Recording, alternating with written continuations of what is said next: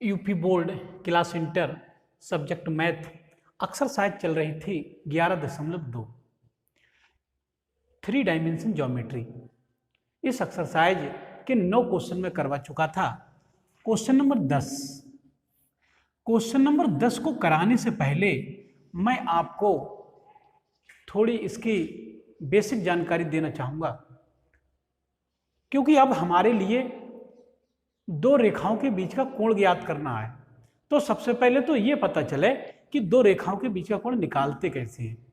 तो देखो, मैंने आपको पीछे बताया था, एक बिंदु से होकर जाने वाली रेखा, एक बिंदु से होकर जाने वाली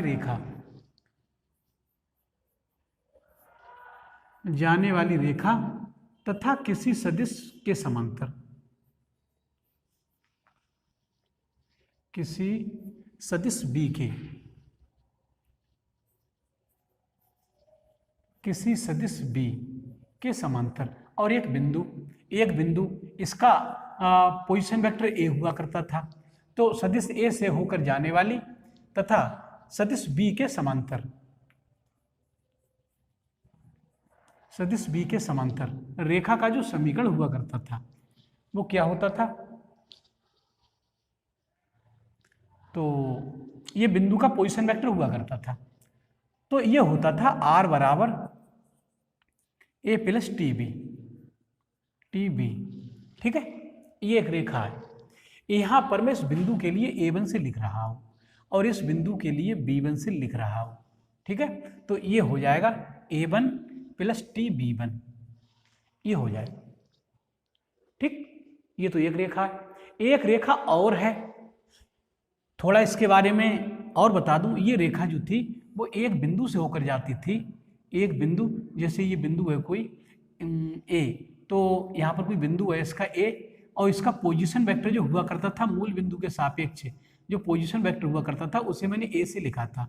ये एक बिंदु से जाने वाली, और इसका पोजीशन वेक्टर को यहाँ A1 से लिखा गया है, इसका A1। और एक सदिश के ये समांतर हुआ करती थी, इसके समांतर हुआ करती थी B के, यहाँ B के स्थान पर B1 लिखा गया है। तो ये रेखा, ये जो रेखा है, ये रेखा एक बिंदु से जाती थी और एक सदिश के समांतर हुआ करती थी, ठीक। और एक रेखा और है यहाँ पर, क्योंकि यहाँ पर दो रेखाओं के बीच का कोण ज्ञात करना है हमारे लिए। तो दूसरी रेखा एक और है, R बराबर, इसे लिखे दे रहा हूँ A2 प्लस TB2, ये दो रेखाएं थी। तो ये रेखा भी, ये रेखा भी, ये रेखा है आपकी।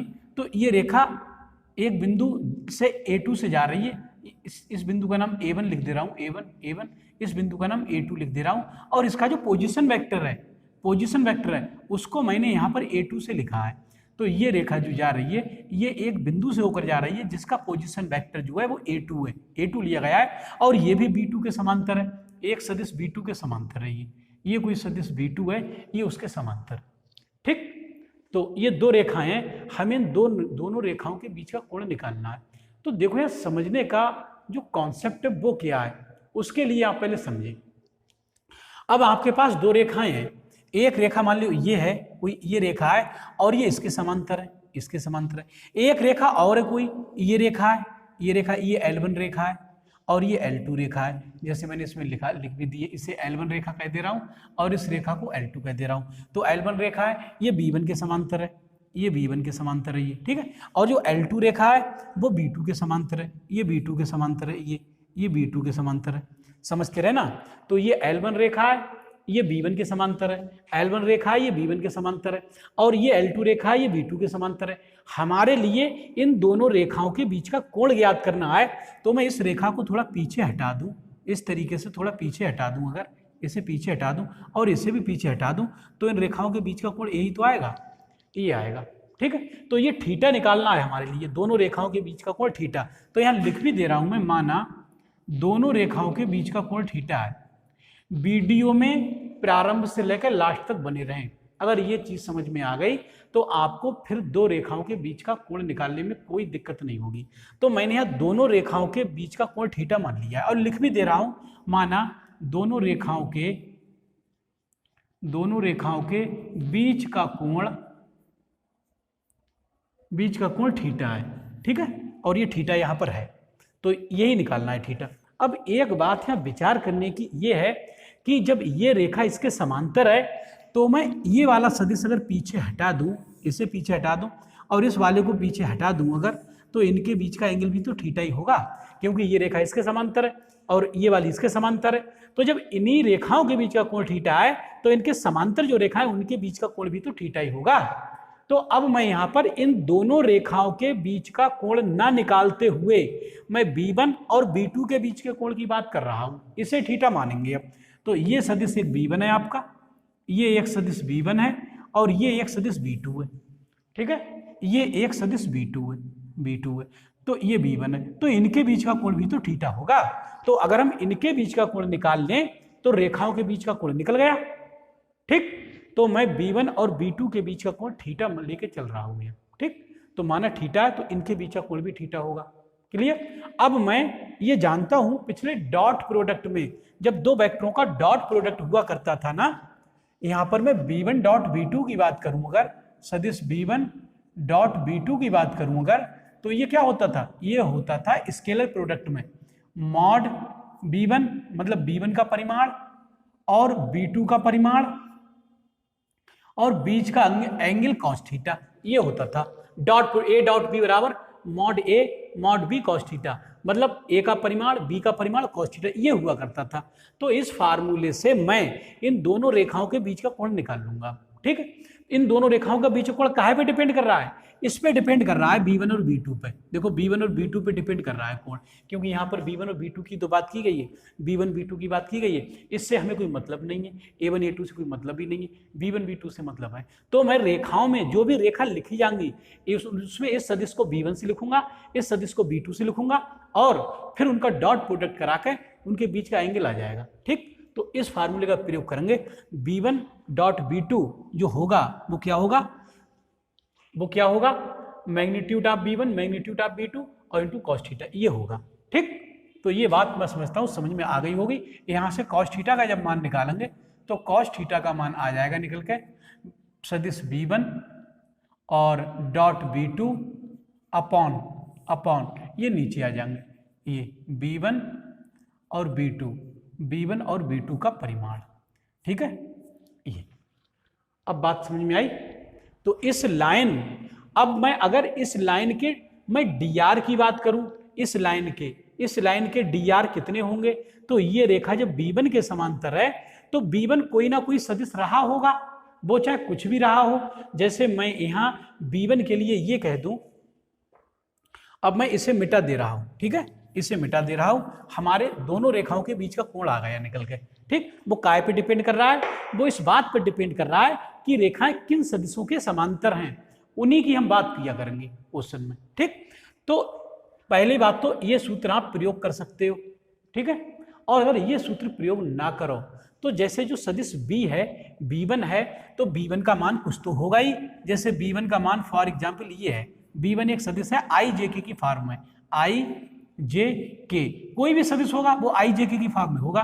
तो यहाँ पर इसके कुछ घटक भी रहे होंगे, मान लो यहाँ पर मैं इसका घटक एक कह दे रहा हूँ A1, यहाँ कह दे रहा हूँ B1 और यहाँ कह दे रहा हूँ C1 प्लस।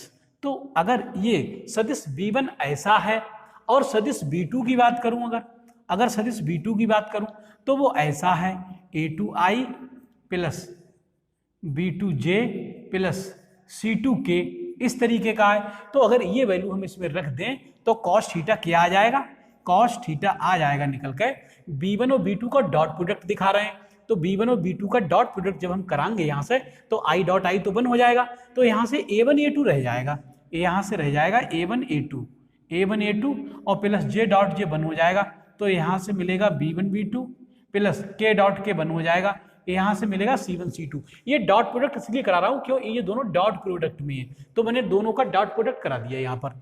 और अपॉन में यहाँ B1 का परिमाण की आवश्यकता है, इस B1 का परिमाण क्या होगा, परिमाण होगा इसका अंडर रूट, इसका जब परिमाण निकालेंगे मॉड निकालेंगे इसका तो होगा रूट I के गुणांक का स्क्वायर मीन्स A1 का स्क्वायर प्लस J के गुणांक का स्क्वायर मीन्स B1 का स्क्वायर प्लस यहाँ से ये K का गुणांक C1 तो C1 का स्क्वायर। देखो एक बात बताऊं, यहाँ मैंने इस बिंदु का नाम A1 लिख दिया है, इसलिए इन बिंदुओं के नाम हटा दे रहा हूं। कहीं आप ये समझने लगो कि कहीं A1 A2 ये हैं, ये नहीं है। इन बिंदुओं के नाम कुछ और लिखे दे रहा हूं मैं, इन बिंदुओं के नाम कुछ और लिखे दे रहा हूं। जो बिंदु लिखे हैं, इस बिंदु का नाम P लिखे दे रहा हूं और इस बिंदु का नाम Q लिखे दे रहा हूं। ठीक है, ये तो सदिश B1 के अदिश घटक हैं, ये अदिश घटक हैं। ठीक है, तो इस बात को थोड़ा ध्यान रखना। तो ये cos थीटा का फार्मूला ये आया, और अभी B2 का निकलने के लिए रह गया ये B2 का जो परिमाण है वो कितना है। B2 का परिमाण ये होगा रूट A2 का स्क्वायर प्लस B2 का स्क्वायर और प्लस C2 का स्क्वायर। तो इस फार्मूले का भी हम प्रयोग कर सकते हैं। बात समझ में आई? और इसमें इस फार्मूले का भी प्रयोग कर सकते हैं, इस फार्मूले का भी प्रयोग कर सकते हैं। ये सदिश फॉर्म में करेंगे और ये अदिश फॉर्म में, ये अदिश फॉर्म में। ये इनके घटकों की बात चल रही है, यहाँ पर इनका डॉट प्रोडक्ट करा के जो भी आया है, तो ये अदिश फॉर्म है, ये इसकी सदिश फॉर्म है cos थीटा निकालने की। तो इन दोनों में से एक फार्मूला लगा दिया करेंगे। और अगर ऐसे भी ना लगाओ तो ध्यान दो जरा, थोड़ा सा इसे और एक फार्मूला और बता रहा हूं, वो भी आप लगा सकते हैं। तो अब मैं इसे मिटा दे रहा हूं, इसे मिटा दे रहा हूं, और अभी आपको फिर इसके ऊपर एक क्वेश्चन करके दिखाऊंगा। तो ये वीडियो थोड़ा बड़ा हो सकता है, लेकिन देखते रहो ध्यान से, क्योंकि आगे सब कुछ यही है। तो यहाँ से मैं इसे ऐसे भी लिख सकता था। मैंने ये जो cos थीटा लिखा है ना, cos थीटा लिखा है, इसे A1 बटे ये अलग कर दें हम, A1 बटे, और इसमें दो हैं, एक A2 है, इसके गुणा में ये A2, ये A1 A2 ये स्केलर क्वांटिटियाँ हैं। तो इनके बटे में ये दोनों आएंगे, रूट ये मिलेगा A1 square plus B1 square plus C1 square, और इसमें भी रूट में ये मिलेगा A2 square plus B2 square plus C2 square. तो cos थीटा का मान इतने, मतलब A1 A2 बटे ये, और फिर B1 B2 प्लस ये B1 और B2 की बात हो रही, ये भी दोनों गुणा में है B1 B2, तो इसके अपॉन भी आएंगे ये दोनों इसके अपॉन में भी आएंगे। अंडा रूट इसे लिखे दे रहे हैं A1 square plus A2 square, sorry B1 square और प्लस C1 स्क्वायर, और इसके नीचे लिखेंगे रूट में यही लिखेंगे ये वाला, ये भी दोनों है तो गुणा में ही। यहाँ से A2 square plus B2 square plus C2 square.